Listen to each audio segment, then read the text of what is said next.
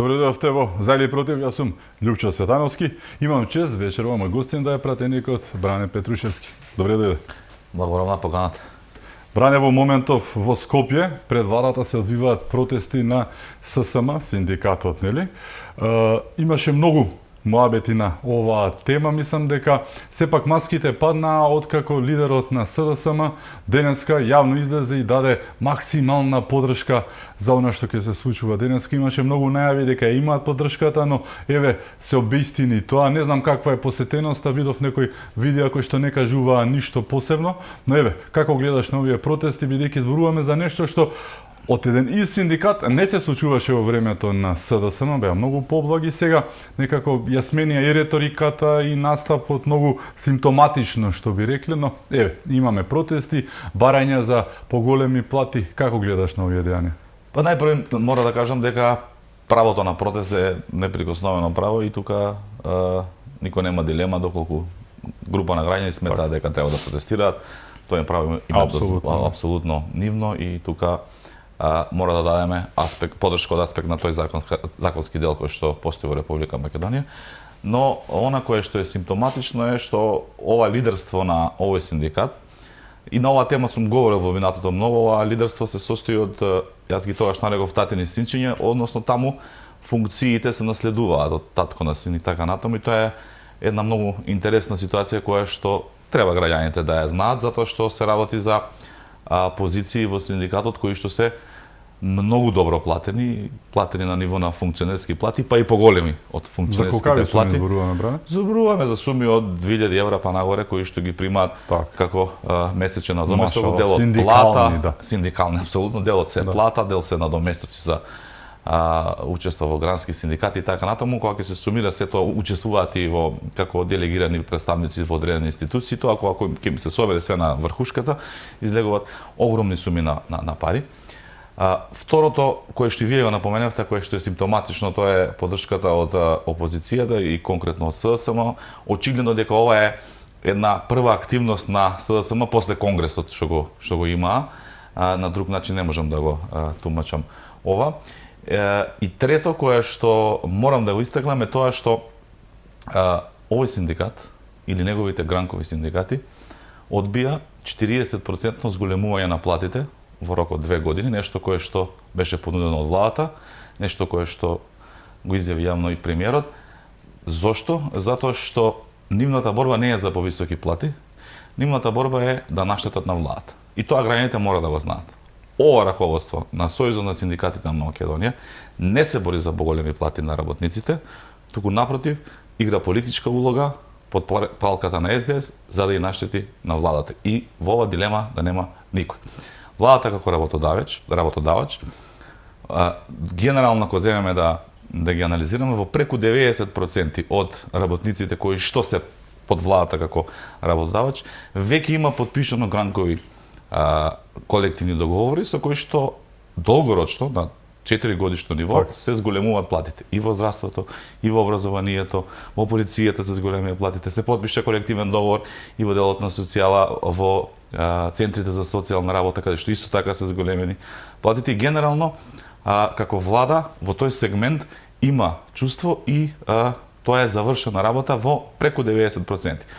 Остана административните службеници, кои што се, да речеме, некои 7-8 вработени во државната управа, кои што се под државата, ќе повторам, како работодавач, за кои што исто така се понуди 40% зголемување на платите во рок од 2 години, или попрецизно, она кој што се подразбира зголемување законско на минималната плата, а со тој на сите останати плати согласно закон да си остане, плюс тоа, секоја година наредно да биде зголемено за 8%.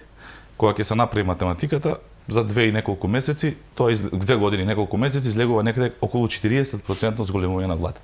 Тоа беше одбиено од УПОС, тоа е гранков синдикат на Сојузот на синдикатите на Македонија. Зошто? Затоа што нивен приоритет не се работниците, не се работничките права, не се работничките плати, нивен приоритет е политиката и борбата условно за да и наштети на оваа влада. И добро е, и јас очекувам вечерва на тој протест да излезат овие функционери од Сојузот на синдикатите на Македонија и да им објаснат на работниците зошто ги одбиле овие 40% изголемување на платите за административните работници.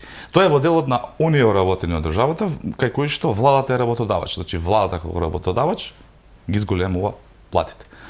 Она кое што значи генерално зголемување на платите, мора согласно закон во Република Македонија, согласно воспоставен бипартиден разговор помеѓу работодавачите и синдикатите, затоа што имаме неколку репрезентативни синдикати, да се договорат, да се усогласат и се што ќе договорат и од аспект на поголема минимална плата, која што нели сега согласно законот ќе си расне врз основна формула, меѓутоа доколку сметаат и се договора заеднички да биде уште поголема, владата ќе го прифати и се она кое што тие ќе договорат, владата нема проблем да го прифати. Зошто е тоа така? Затоа што поголеми плати, поголема минимална плата, значат поголеми придонеси во буџетот на Република Македонија, значат поголеми придоноси по основ на даноци кои што ќе се плаќаат во Република Македонија.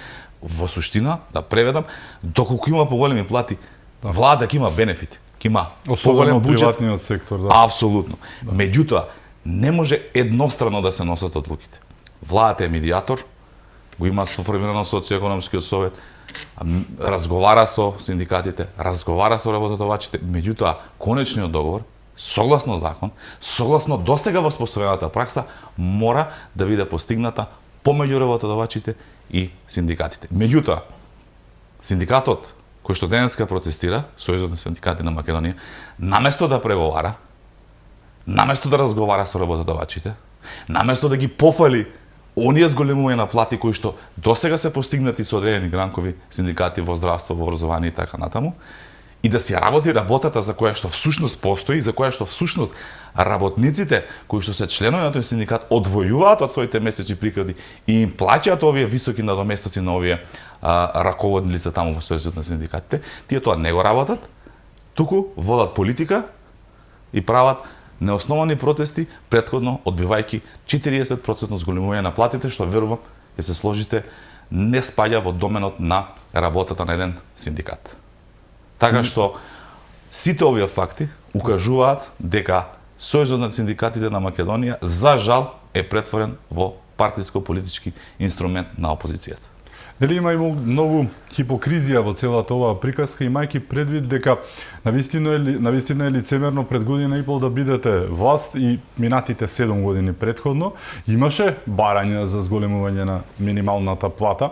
Да, немаше вакви протести, нели? Се беше така по декларативно останато, немаше на дело ништо, но тогаш не беа прифатливи овие работи за СДСМ од една страна, на друга страна има многу лаги. 8.000 не беше минималната плата во 2017-та кога тие дојдоа на власт, а во секое соопштение и во секоја изјава на дури и на Венко Филипче го слушаме тоа. Тоа е чиста жива лага, мислам, навистина е срамота да кажувате такви работи, никогаш не беше 8.000, не во 2017-та, можеби многу порано, но еве хипокризијата е сега тие биле за минимална плата, што е разбирливо како опозиција можеби, но сепак година и пол претходно не беа за тоа. Ај само што не беа, него во периодот на претходната влада и владење на СДСМ имавме двоцифрени инфлации на годишно ниво.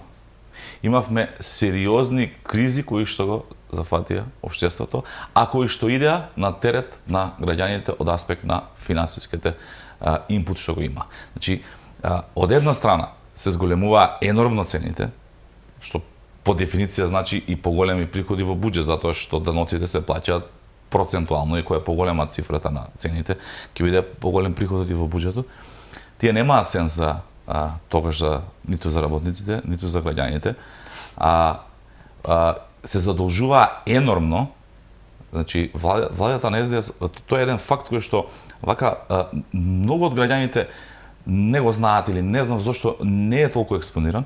Владата на СДС во 7 години кога беше на власт, претходната влада, ја задолжи Република Македонија, граѓаните, идните генерации скоро па исто колку што од 90-та до 2000 скупно заедно сите влади ја задолжиле Република Македонија. Значи сите влади од 90-та до 2018 кога дојде на власт таму 17-та, колку ја имаат задолжено Република Македонија, сите влади заедно, толку овие само за 7 години. Така. Значи, пари имале. Зошто немале квалитетни економски политики? Зошто немале чувство да излезат во пресет на граѓаните? Јас не можам да кажам, меѓутоа кажале граѓаните на избори и се наоѓаат таму каде што се. И седе дека носат вакви непринципијални политики, седе дека вака непринципијално и неискрено се однесуваат кон граѓаните, ќе ги добиваат овие резултати кои што ќе ги добиваат. Мене лично можеби како ВМРО-вец ми одговара, но не е добро за државата. Ние треба да имаме конструктивна опозиција која што ќе придонесе да имаме уште подобра влада, која што реално конструктивно ќе критикува, ќе дава своји решенија, своји предлози и низ еден таков диалог ќе доаѓаме до најдобрите решенија кои што ќе бидат во интерес на граѓаните. Меѓутоа, како примерот што беше, јас не можам да не го истекнам со кривичниот законит. Во 2023 година укинуваш кривично дело злоупотреба на службена должност. Се амнестираат огромен број на нивни функционери. Доаѓа ВМРО ДПМН на власт, го враќа законот и тие поднесуваат амандмани. Не бил добар, требало ова зборче ваква номотехничко. Ало бе луѓе, лицемерни сте, го укинавте вие ова кривично дело. Го избришавте, од казнениот закон и го избришавте. Каков кредибилитет и легитимитет имате вие сега да номотехнички да уредувате нешто за кое што пред само 2-3 години сте гласале да се укине? Со европско знамеце, швейцарски Брисел им реагираше токму за таа глупост. Јас не памтам, следам политика долг период, јас не памтам закон кој што бил донесен за толку кратко време. Неколку сати беше. За неколку сати успеа да се мобилизира комисија за европски прашања, швейцарски да изигнорираат опозиција, амандмани и да го донесат законот во еден ден за неколку сати само. И сега голем дел од тие пратеници се и сега пратеници, а дел од нив како предлагачи биле членови на владата. Во СДСМ тие им се пратениците, немаат ништо ново. Истите тие сега што им се случило, да одеднаш се пресвичат во својот мајндсет и сега одеднаш да се залагаат за нешто за кое што претходно се залагале да се укине, сега да се врати. Мислам, хипокризија, лицемерие невидено. Исто и од аспект на ова, лесно е сега да излезеш и да кажеш колку да биде минималната плата, сите сакаме поголеми плати и ти да бидеме реални, сите не постои човек во Македонија, во светот кој што не сака да има поголеми плати. Меѓутоа затоа постојат законите, затоа е уредено општеството, затоа има одредени правила, затоа има одредена пракса. Впрочем, во време на СДСМ овој синдикат како огромен триумф го прикажа во јавноста законот за минимална плата. Во кој закон пишува дека минималната плата секоја година ќе се зголемува согласно растот на трошоците за живот, односно инфлацијата и растот на просечната плата. И тоа беше презентирано како огромен триумф, па заедно се слика тогашниот премиер со тогашниот председател на Сојузот на синдикатите, правеа паради и тоа беше презентирано пред избори дека е огромен успех за работничките права. За да сега, само неколку години потоа, тој закон го забораваат, не го спомнуваат и сега ќе си лицитираме денеска 450 евра минимална, утре 500, задутре 550 евра, денеска 600 евра, очекувам после овој протест да биде и 700 и 800 евра и така ќе ја замајуваме јавноста, сметајќи дека е толку ниско интелигентна и дека ќе поверува на ваквите лаги кои што ги кажува овој синдикат. Апсолутно. Имаме институции, имаме развиен социоекономски диалог, кој што е согласно закон, имаме пракса која што е согласно закон, имаме влада која што секаде каде што е работодавач ги зголемува платите, дури еве и за административните службеници се уште на маса е тој предлог за 40% зголемување на платите, нека прифати нивниот УПОС синдикат кој што е гранков на ССМ, нека потпише колективен договор и нека седнат наместо да водат политика, нека водат социјални разговори со работодавачите, нека се усогласат и не постои влада која што нема да прифати предлог кој што е усогласен помеѓу овие две сфери во општеството, а кој што иде во прилог на буџетот на Република Македонија за зголемување на минималната плата. Денеска излезе Филипче, кажа дека дава максимална поддршка, што сите го знаеа и дека претходно е така, но исто така на новинарско прашање ќе присуствувате ли? Па добро, ќе нели симпатизерите наши кои што се членови на синдикатот ќе излегле, како и да е. Најавивме дека ќе има многу со капулјачи, така наречени, многу ги имаше, ги видов на сликите, предпоставувам дождот, ке можеби некој се крие да не препознае некој дека се од партијата, но како и да е, откако ја даде таа изјава имаше една замерка од еден синдикат, независниот синдикат на полицијата, кој што рече апел до ССМ, оградете се од политичките влијанија. Даваме поддршка, рекоа. Даваме поддршка, но оградете се од политичките влијанија за да не испадне ССМ да е една буква разлика СДСМ. Многу интересно е тука играта со буквите, но така е. Немаше половина час се јави СДСМ, ги направи бербат. Те биле приврзок на ВМРО, ДПМН, ЕТ, играле за бизнисот на Мицковски, што немаше никаква логика, нели, со приказката. Не знам каде е бизнисот на вашиот председател со приказката дека синдикатите протестираат или не протестираат, но еве, колку да напишат нешто, но удрија исто како што претходно по новинарите, сега удрија по независните синдикати, АЧИК со соопштение ги истролаа, ги направија бербат, личили тоа на една партија која што наводно се залага за работничките права, знаеме за кои права сега се работи и се, но малку исто така, нели, дволично, недоветно. Јас не случајно и на почетокот на емисијата кажав дека најверојатно овој протест е првата активност на СДСМ после нивниот конгрес. И не случајно и тајмингот. Така што генерираат сега незадоволство кај граѓаните. Апсолутно. И најслучајно тајмингот кој што избрал да биде во 17 часот кога ќе затемни, за да вака на камерите не може појасно да се видат лицата кои ќе бидат присутни таму, а јасно е дека ќе бидат политички личности, односно членови на СДСМ. Впрочем, тоа не го криеше ни СДСМ и Левица, тоа не го криеше ни СДСМ, ни Левица, опозицијата генерално не го криеше. И тој протест ќе биде поддржан во најголема мера од членови на политички партии, а најмалку од работници. За жал. Но тоа го дозволил самиот синдикат кој што наместо да води синдикална борба, води политичка борба. Во делот на она кое што СДСМ го прави, за жал, тие успеваат, за жал ќе повторам, да се скарат со сите во општеството. Ајде што со ВМРО, тоа си стандардна работа, име делокруг на работа.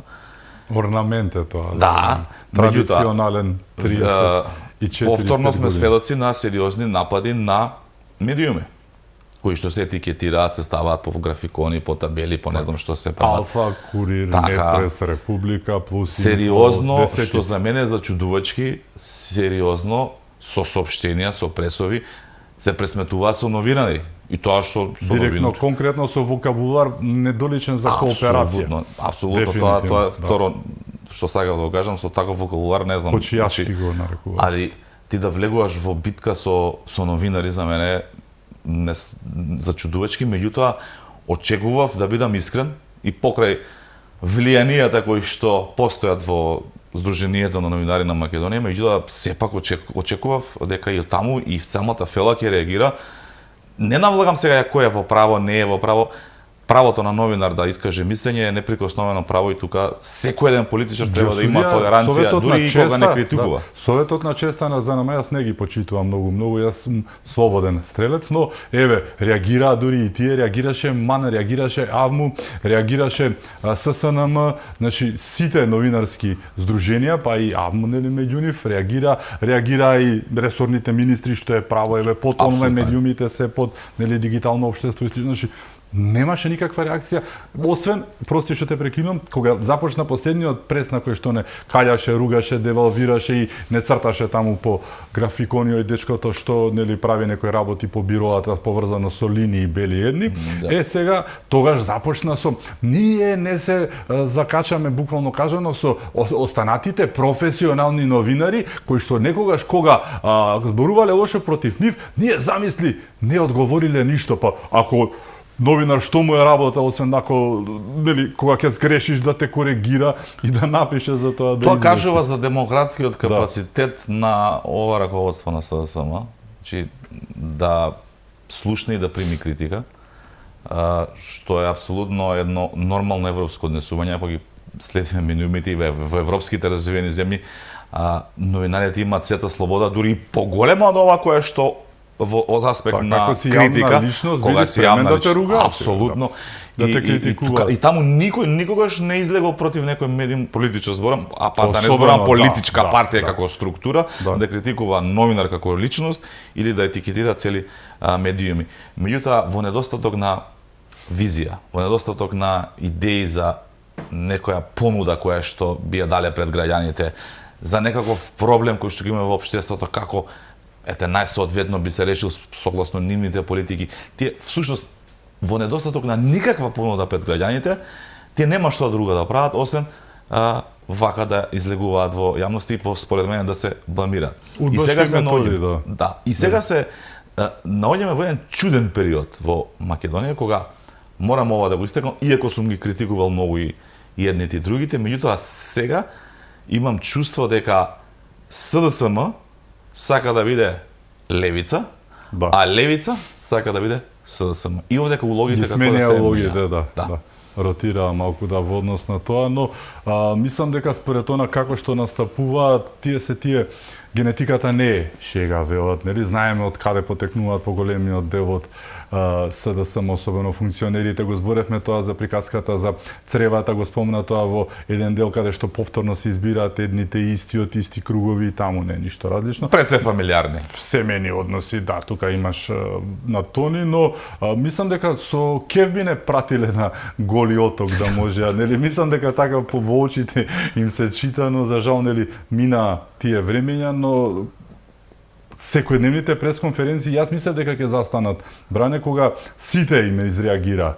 Дури оние од кои што не очекуваа, што е право, кои што имаат малку афинитети натаму некои организации, да не ги споменувам, но не, утре дента спремни излегува повторно тој истиот Јон кој што е интересно прва пушка, ќе зборуваме малку за тоа и понатаму, но не престануваат, не се откажуваат. Како го гледаш овој нов вокабулар, насочени и кон вас, кон ваши, нели, функционери со нелегитимни, нема тука легитимно или не, значи непроверени, лажни информации, колку да се создаде фама, да ли гледаш на тоа дека сакаат само да бидат видливи, да бидат левица, како што кажа ти.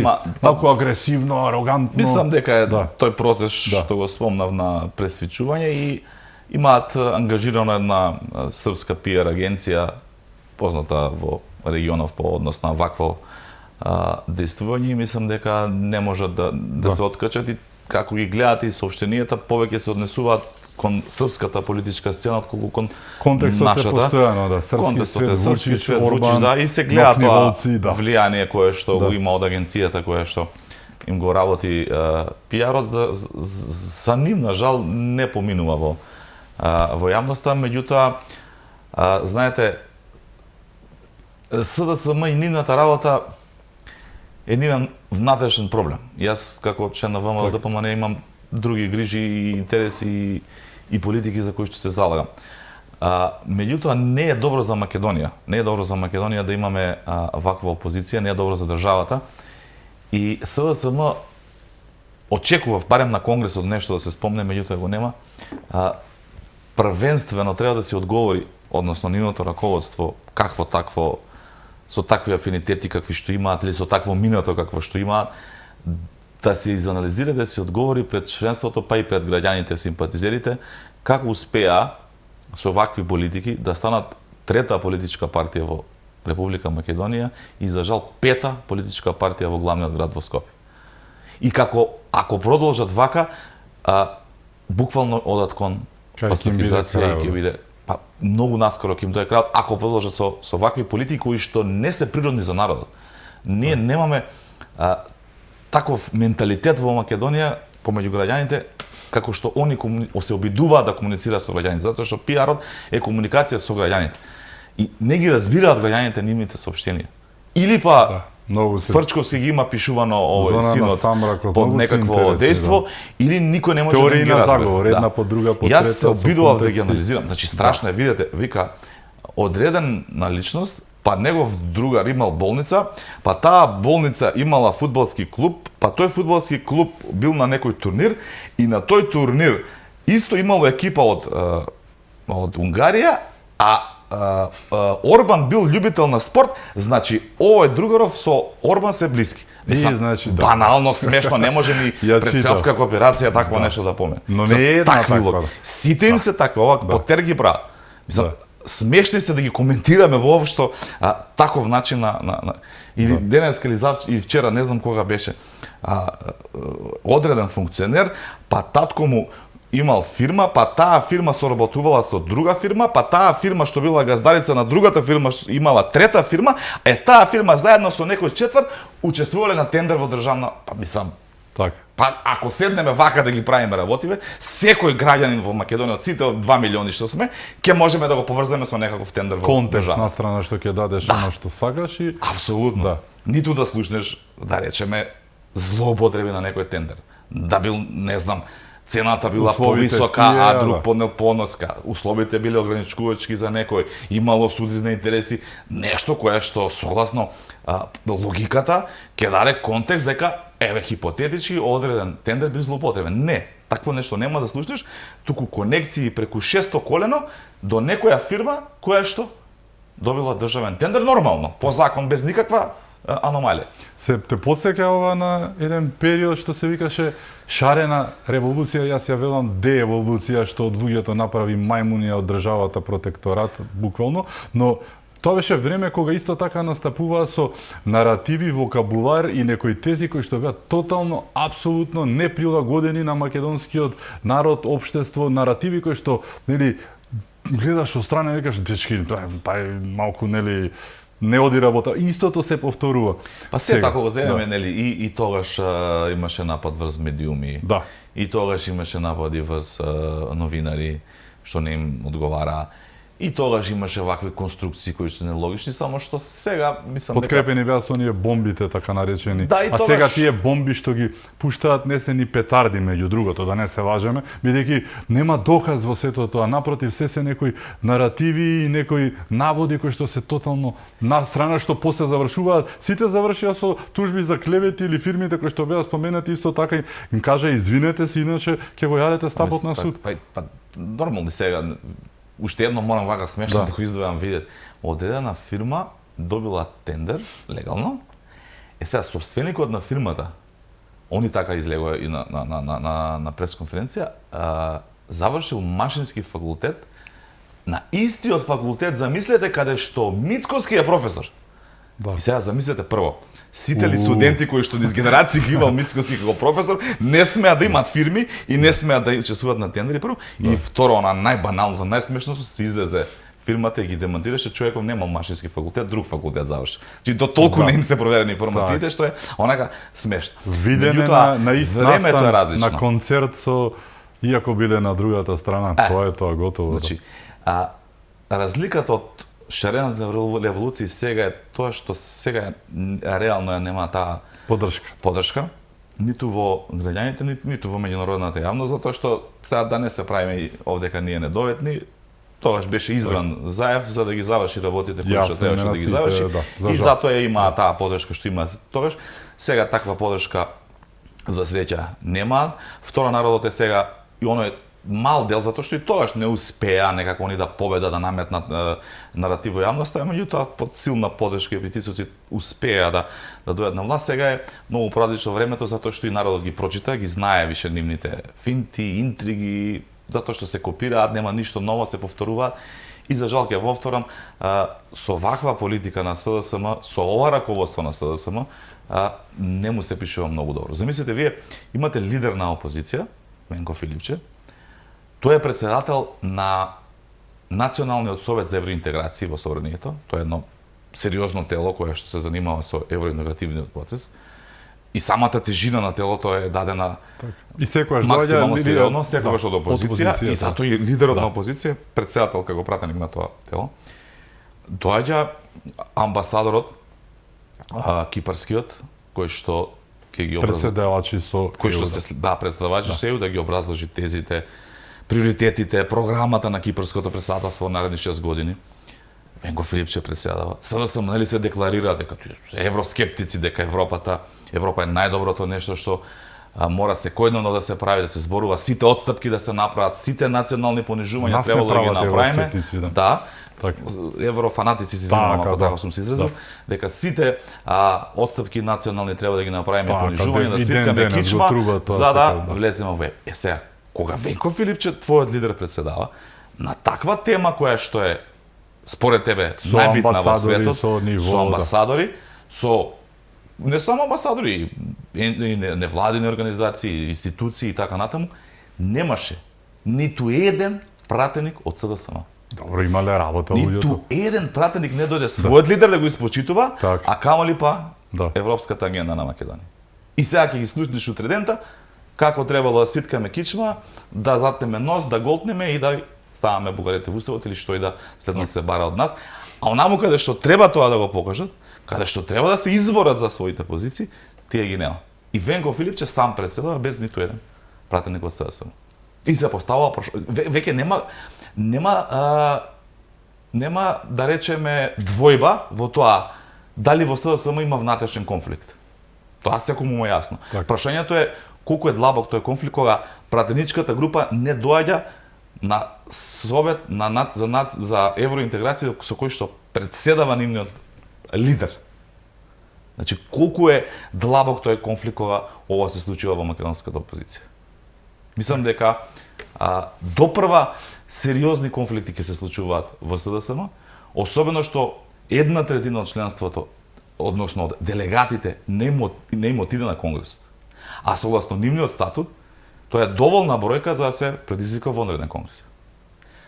Тоа ќе оставам на нив, јас не сакам да навлегувам во нивните внатрешни проблеми, но факт е дека не е добро пред државата, пред амбасадорите, пред земјата председавач, пред меѓународните институции, пред домашните невладини организации, да ниту еден пратеник на СДСМ не учествува на еден ваков сериозен собир. Приказката за мрзеливоста, но сепак јас го слушав денеска Филипче и тој кажа многу интересен факт дека биле апсолутно тотално подготвени за предвремени избори. Ке ги имало, иако ако не се лажам синоќа демантираше премиерот дека не е време за тоа и образложи многу јасно и зошто тоа нема да се случи, но Венко Филипче тврди дека ќе има и биле подготвени дали ќе бидат на крај на годинава или на почетокот на следната, буквално кажа дека ќе победат. Сега една работа не ми е јасна. Ако се сеќам, локалните не беа толку одамна, ги видовме резултатите. Последните анкети пред и по нив зборуваат за едните исти бројки кои што се обистинија и видоа јасно и гласно на изборите, значи никој не лажел, нити пак ќе лаже. 5-1 соодносот беше барем. Како тоа се промени таа бројка толку после конгресот на СДС, многу војача, па ќе ве победат. Самиот си кажа, виделе граѓаните каква е оваа власт и сега тие ќе победале. Биле подготвени. Знаете што имаше, пошто они секој месец вака се изборува за избори ке имало, ке немало, ке имало. Имаше една многу интересна изјава еднаш премиерот кога им одговори, внимавај што посакуваш, може и да ти се случи тоа.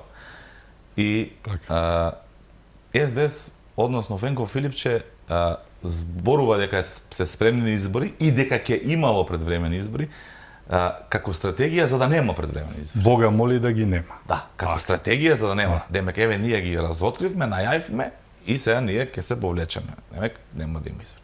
Апсолутно.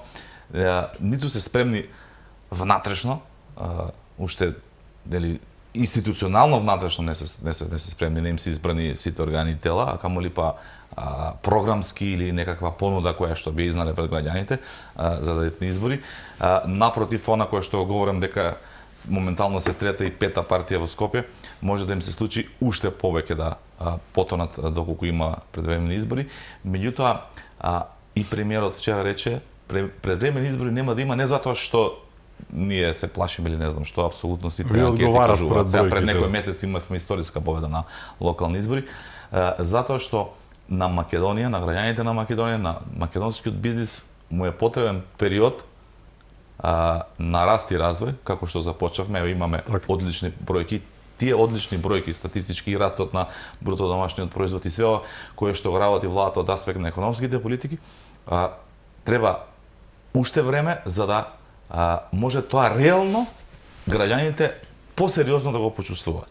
И затоа е потребна некоја година на без избори, да немаме оние технички влади кои што значат административни забрани, се да преведеме вака народски, буквално да преживува државата, да не функционира ништо, да можеме да ги консолидираме овие катастрофи кои што ни ги оставија во оставштина СДСМ, затоа што само наредните 2 години скоро па еден буџет треба да влатиме задолжување кое што го правиле претходниве влади.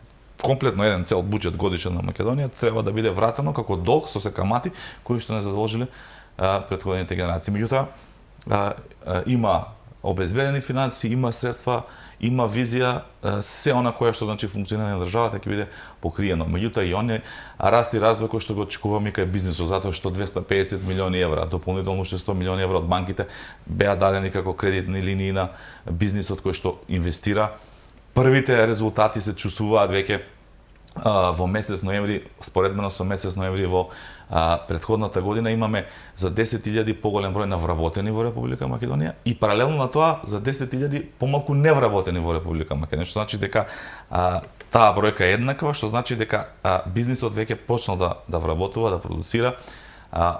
Очекуваме некаде оваа година да заврши, претходната зборам, да заврши, статистички се очекуваат уште бројките околу 3,5% раст на бруто домашниот производ, што е екстремно добра бројка во вакви услови, во вакви геостратешки услови кои што ги имаме во меѓународните односи. Уште поголеми бројки очекуваме во наредниот период да даде резултат и овие проекти кои што се за локалните самоуправи и средствата кои што се наменети за единиците на локалната самоуправа, што значи една градежна офанзива сериозна во државата, но меѓутоа ќе значи многу поквалитетен и подобар живот за граѓаните. Сите оние проекти во делот на здравството, во делот на образованието, во сите сегменти на општеството и мислам дека една година до 2 период мирен од аспект на избори, а динамичен од аспект на реализација на проекти, политики и она кое што како влада сме го ветиле, ќе даде еден огромен буст и еден огромен бенефит од аспект на подобриот живот на македонецот тука во Република Македонија. Така што нема да има избори предвремени, немаме потреба, меѓутоа доколку па сега Ептен инсистира и доколку се искрени, Блујрум, тука сме, ќе се измериме на избори, нема никаков проблем. Најјасно на сите им е дека тој кој што најмалку ги посакува тие избори е оној кој што ти го кажа, се вика Венко Филипче. Зошто? Затоа што е јасно дека ќе загуби ко Грчка на времето што велевме, но ова ќе биде дефинитивно не прв, ќе биде втор дебакл на локалните, најкатастрофалниот пораз во историјата на СДСМ е ова. Ова би бил втор, после 2 дебакла, дури ни Заев, иако му е другарче, нема да му прости, значи ќе треба да го смени. Ова од што се плаши Филипче е избори кои што ќе донесат негова смена. Јас типувам на Јон. Ти на кого типуваш? Па прва пушка и на човекот. Зошто да не биде? Ако мислевме дека после Заев не може нешто да биде повошто, се појави Тачек, нели видовме, еве го Венко, сите мислеа подобро, неке да било така, зошто да не Јон, еве, за ако крајот делото го краси, па да дојде Чон поседи изгаси светло и што мислиш, еве, како опција, имајќи предвид дека е прва пушка на СДСМ е тој. Да не се лажем. Ако е прва пушка, во случај на замена на сегашниот лидер кој што ќе мора да си оди после втор дебакл, чуму не е он. Има логика во што го говорите. Меѓутоа, ќе оставиме на членството на СДСМ да избере кој ќе биде следен лидер. Имам и јас своји типувања, меѓутоа не би ги кажал јавно. Да ги држиме во дилема. Така. Имаме уште теми. За разговор ќе зборуваме за онаа тема која што ти ја тераш секојдневно, не знам колку пресконференции, Ѓоми ти сте во опозиција повторно, никако да допре тој пуст глас до јавното обвинителство за она што го кажа Жан Митрев, па опозицијата сега го прозива каде е доктор Жан. Не Жан, јавното обвинителство треба да допре гласот до него, но имаме уште теми за разговор со нас е Бране Петрушевски, се враќаме веднаш по рекламите. Останете со нас.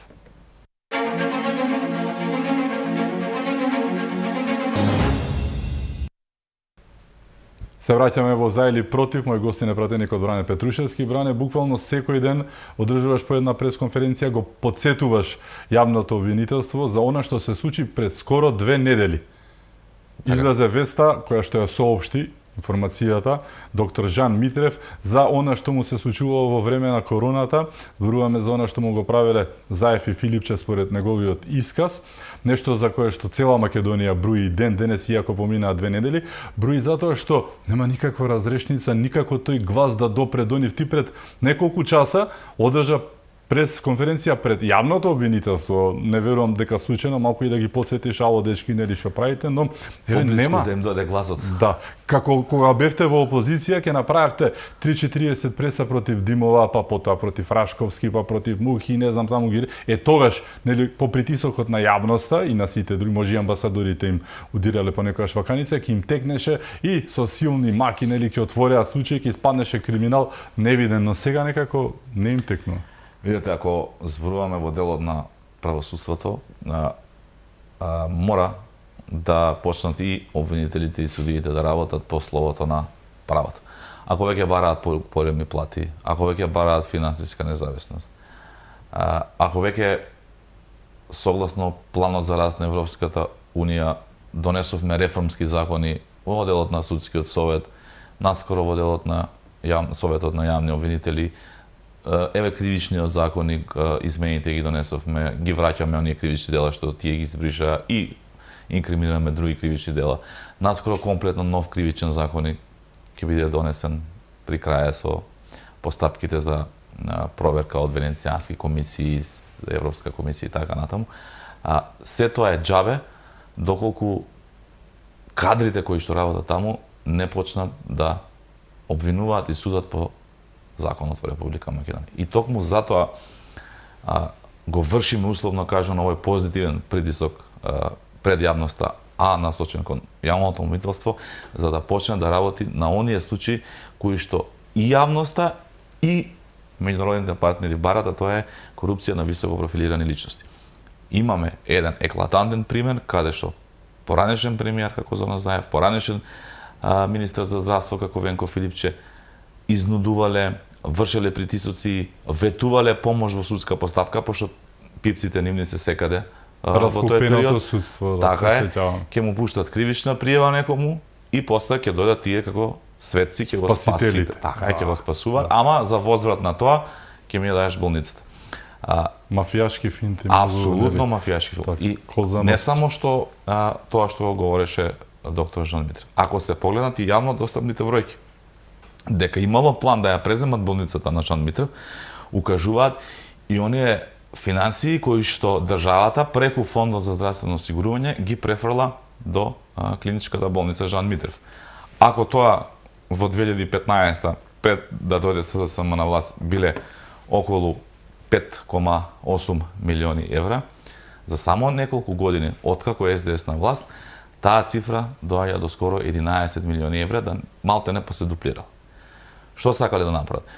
Тие со државни пари ги вприскуваат во клиничката болница, очекувајќи дека ќе му ја земат по багателна цена на Жан Митрев, помагајќи му во судски процеси, и со тоа ќе добијат една болница, еден профитабилен бизнис во делот на приватното здравство, кое што ќе биде добро isfinansирано од државата, а овие ќе си ги присвојат Венко Филипче и Зоран Заев тие државни народни пари преку рекет, изнуда и она кое што го говореше Жан Митрев, земајќи му ја самата болница.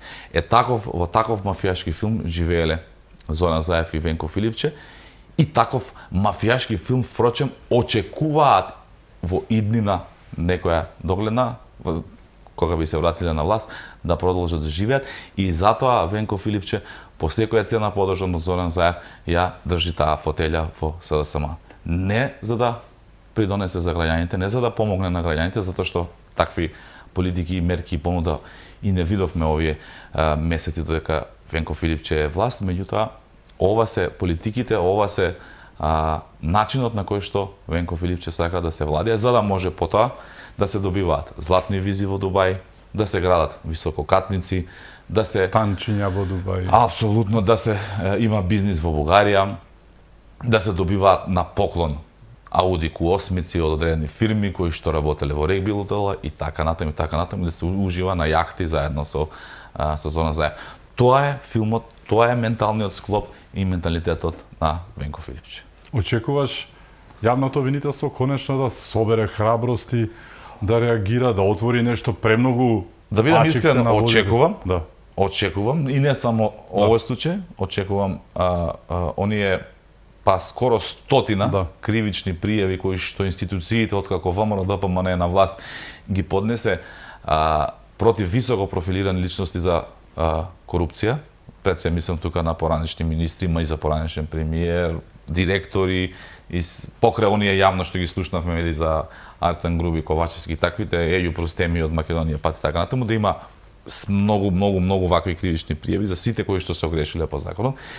И согласно законите во една феа демократска постапка да им биде пресудено согласно делото кое што го сториле.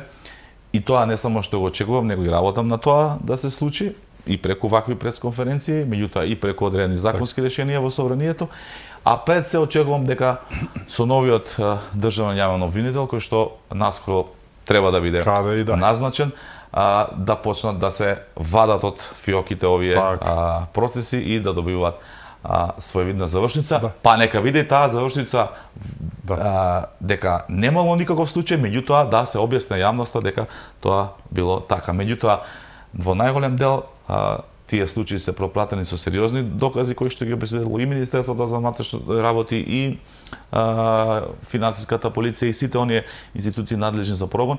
И мислам дека ако не крајно време, ама веќе конечно мора во Република Македонија да почне правдата. И не е тоа битно од аспект на тоа што сега јас сум од ВМРО, па не ги сакам од СДСМ, па сакам да ги затворам. Не.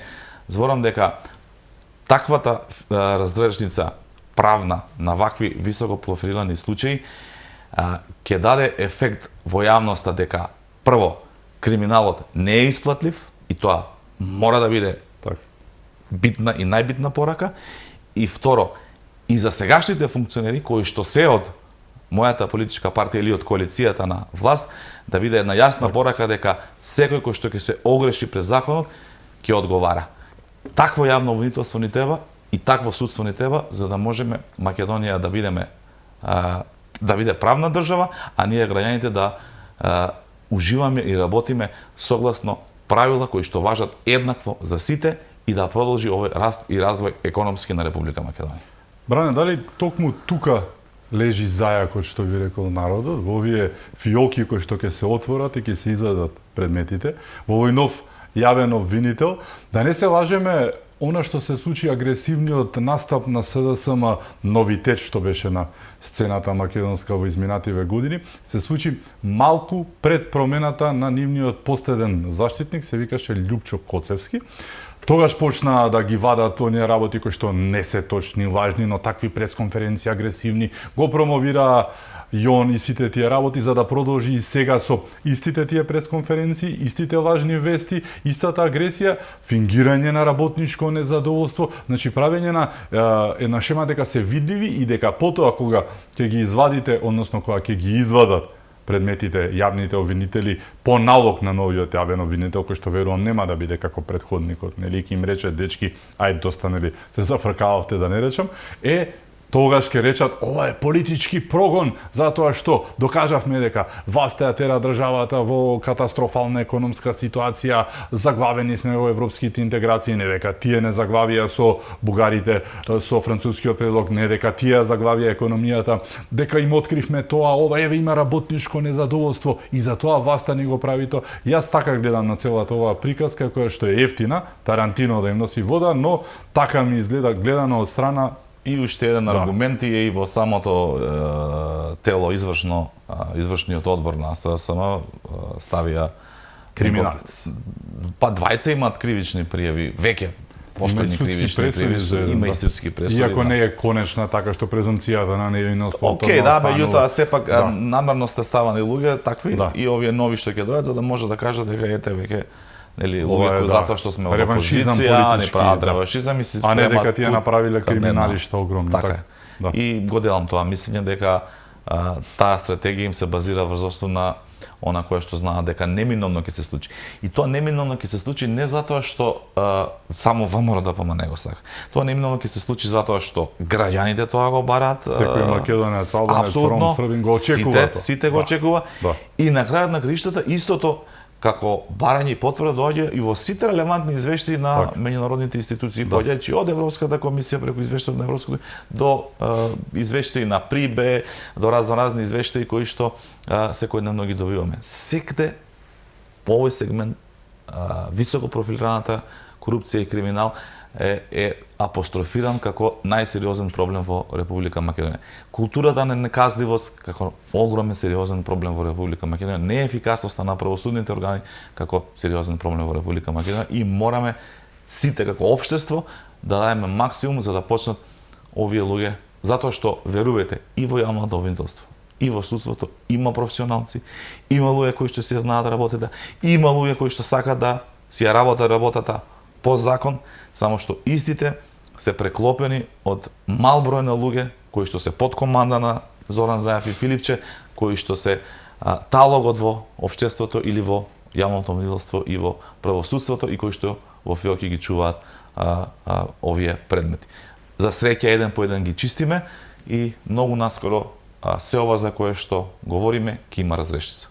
Дали сепак најдобар доказ за влијанието на Заев врз партијата, не само преку ликовите кои што се сега во партијата, и моментот на изборот на денешниот претседател на ДИК, докажан човек на Зоран Заев, познат освен по таманењето бифтеци и школки и по тоа што како министер за правда се обиде да ги забрани Македонија и јасном зборовите во имињата на организациите низ Македонија, меѓу другото, еден куп исто чурук закони помина во негово време додека беше министер за правда, потоа беше вице-премиер за евроинтеграција и тука видовме што направи со другарот Османи. Значи, има прекрасно CV, но еве, наложен, јас велам не, од Филипче, од Заев е наложен да биде на ДИК. До сега си беше Кондарко, одлично си извршуваш работата, иако од СДСМ немам збор, нели? Знаеш како функционираше ДИК, буквално како под конец, заедно сите соработува и СДСМ и ВМРО и ДИК таму. Сега, мислам дека намерно некој внесува ваков лик за да направи некаква си, да покаже кој е кој, ако не. Тоа се тие политики на Зоран Заев, политики на раздор, политики на нефункционирање на институции и привид во јавноста дека нешто не е добро.